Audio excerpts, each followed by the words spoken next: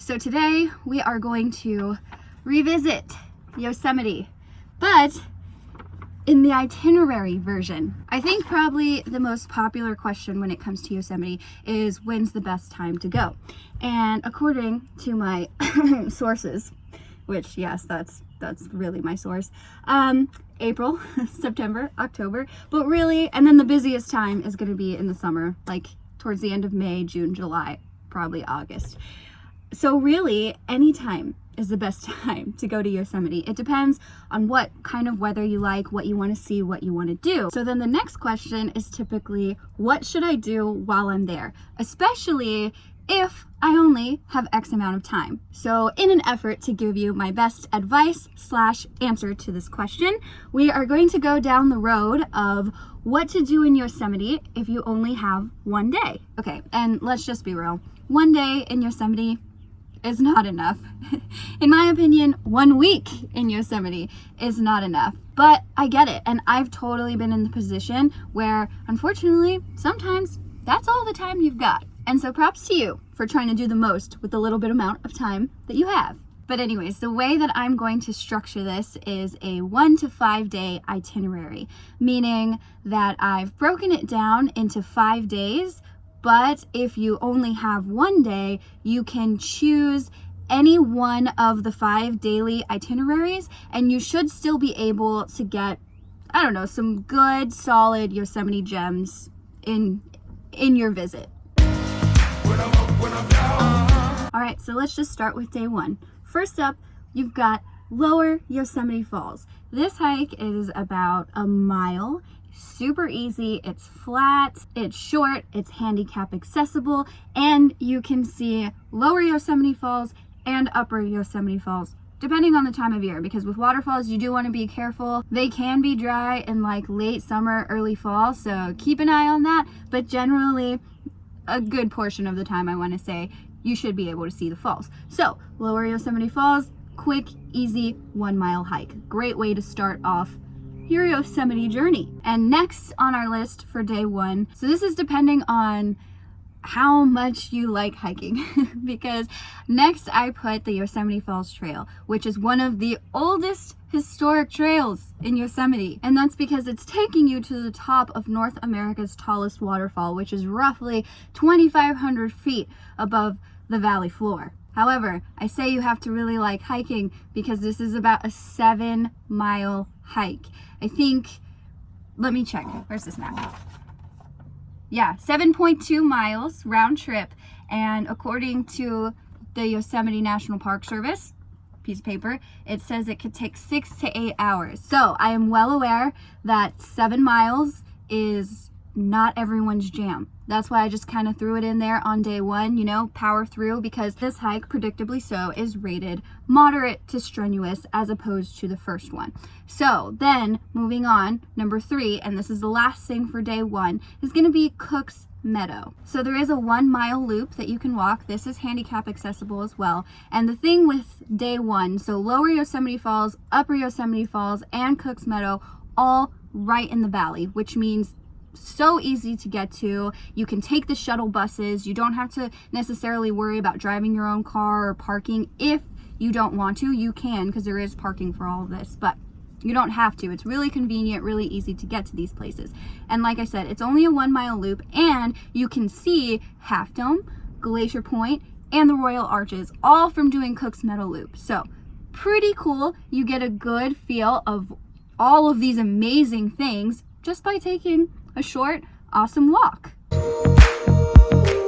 right, so then moving on to day 2, we're still in the valley, or very, very close to the valley, so not inconvenient to get to these places at all. I would say start with a viewpoint. My suggestion, Valley View. Completely beautiful. You can kind of like go into the river, jump on the rocks, do your thing. It's super awesome. After that, there's Bridal Veil Fall, which is a 1/2 mile hike, but you can opt to scramble to the top, which I'm not sure if the distance includes the scrambling or not. I want to say it doesn't, because you can walk to a certain point and then there's a little kind of place where you can hang out and sit down and you can see the whole waterfall. But then it gets really steep and there's all these rocks and everything, and you can go up there and get to the base of the fall, which I definitely suggest doing. I might change my mind about this one day, I don't know, but as of right now, Bridal Veil Fall is my favorite waterfall in Yosemite, because I specifically like the whole scrambling to get to the base of the fall rather than it just being kind of a paved trail or a hike or whatever. It really feels super interactive and it's awesome. And I've also seen little kids, like little kids, not like babies obviously, but I don't know, maybe 4 or 5 years old, coming up and down the rocks. So some kids do it. I think that, you know, that would just kind of be your call as a parent, but I have seen kids do it. And then next on the list for day number 2 is Mariposa Grove. So Mariposa Grove is about an hour's drive from Yosemite Valley. So this all also kind of depends on what time you're getting started. I mean, I typically like to start around 8 o'clock in the morning. I don't know if that's too early for some people, but you know, if you wake up, have breakfast, go to the viewpoint at like 8 o'clock, hang out there for, I don't know, 30, 45 minutes. I don't know if that's too long, too short. I don't know. You know, I don't know how other people travel. This is just my suggestion. And then go do the Bridal Veil Fall hike. Go up to the top, the base of the waterfall, hang out there. Probably, I think that took me about 2 hours, not because it was difficult, more just because it was so cool and I didn't want to leave.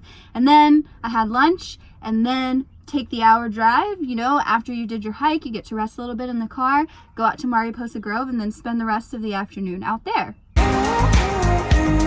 And then for day 3, we've got Vernal and Nevada Falls. So this is going to be via the Mist Trail, and this can be either about a 2.5 mile hike or a 5.5 mile hike, depending on which part you want to go to, because you hike up the Mist Trail 2.5 miles, you get to a certain spot, you can keep going, or you can come back down. Totally your choice. Either way, I've done both. I think they're both beautiful, both really cool. To save on time, I definitely would suggest just doing the 2.5 and then coming around or coming back down. But again, just kind of depends on how much time you've got and what you want to see specifically. And then next you've got Tunnel View, another viewpoint that is awesome. And then I did put this on the list. I don't know if any of you remember when I went to Yosemite, but I did this hike, Inspiration Point. This is a 1.3 or a 2.6 round trip, 1.3 miles from where it starts to get to Inspiration Point.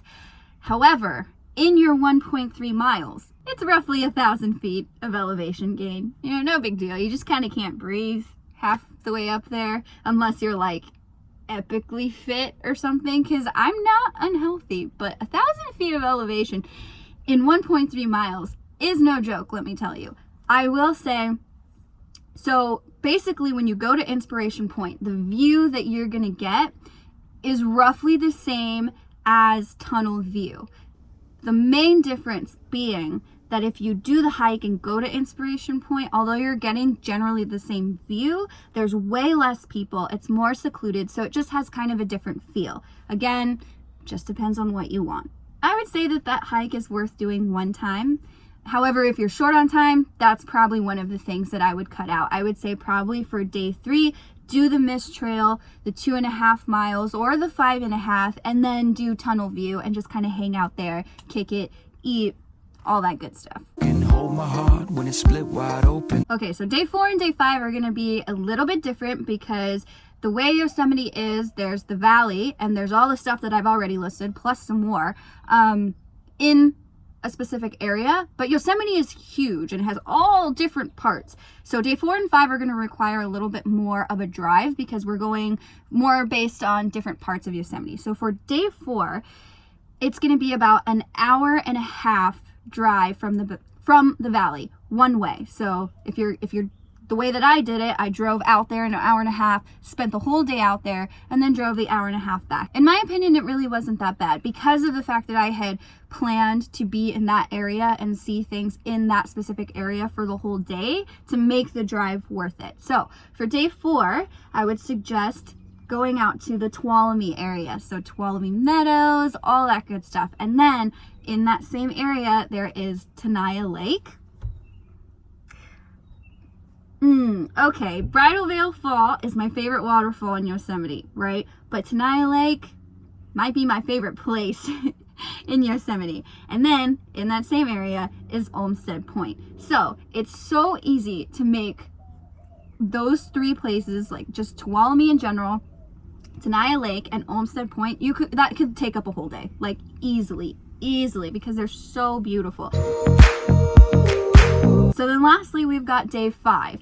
This is another hour drive from the valley. And what I have for day 5 is Sentinel Dome. This is a hike that is, okay, again, 1.1 miles. Don't let Yosemite trick you. A mile, unless it specifically states it's flat and short and easy, you're in for a hike. I don't care if it tells you half a mile, 0.2 miles. If it does not say flat, just be forewarned, it's a hike. I don't want to scare you either. It's not like too crazy, but it's definitely like, it's a hike. So my suggestions for this would be Sentinel Dome. From what I hear, really, you want to go at sunrise. I have not been at sunrise. I still enjoyed it because it's awesome. You are literally on top of the Sentinel Dome rock and the view is just incredible.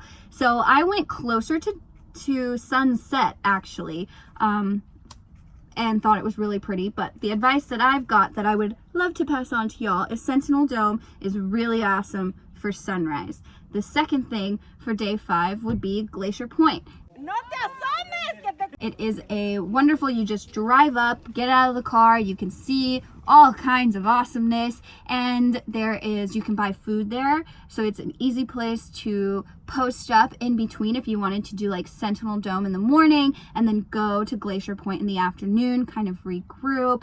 There's all kinds of fun like informational signs about the area and that sort of thing. And then lastly for day number 5 is Taft Point, which sunset.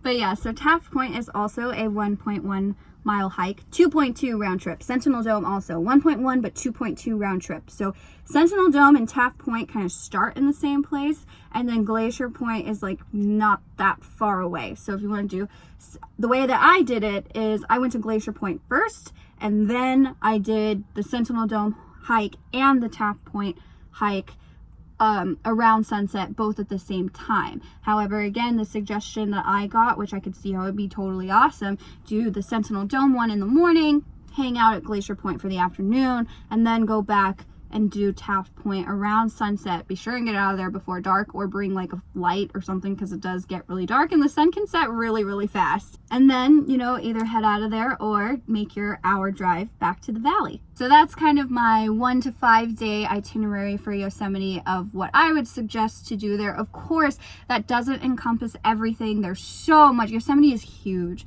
Okay, so there's so much to do, and there's things such as El Cap and Half Dome specifically that you can just see those things just being in Yosemite Valley. So I didn't specifically, put it on the list go out of your way to see El Capitan, because you don't have to go out of your way. You're gonna see it whether you want to or not. So, which is great, so let's not even get into how awesome El Cap is, but you're gonna see it and it's gonna be wonderful because it's massive and it's so cool. But then there's also stuff like Mirror Lake that I didn't put on the list, which is a great place to go. Just so many things, but I wanted to kind of just condense it and give you what my personal suggestions would be if you're short on time. Of course, if you can just go live there and work there, you probably just should. But sometimes, like I said, you've only got a day or 2 days or whatever it may be, and you just want to make the most of your time. So again, those are just my personal suggestions that would kind of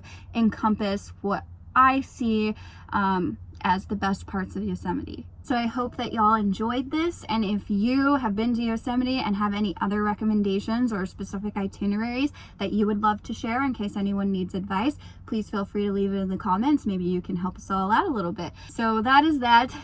Now I feel like I have to take off and go to Yosemite after talking about it for a couple minutes. Maybe I'll go back. I don't know. Anyways, okay. that is all. I hope you guys enjoyed this, and I'll see you next time.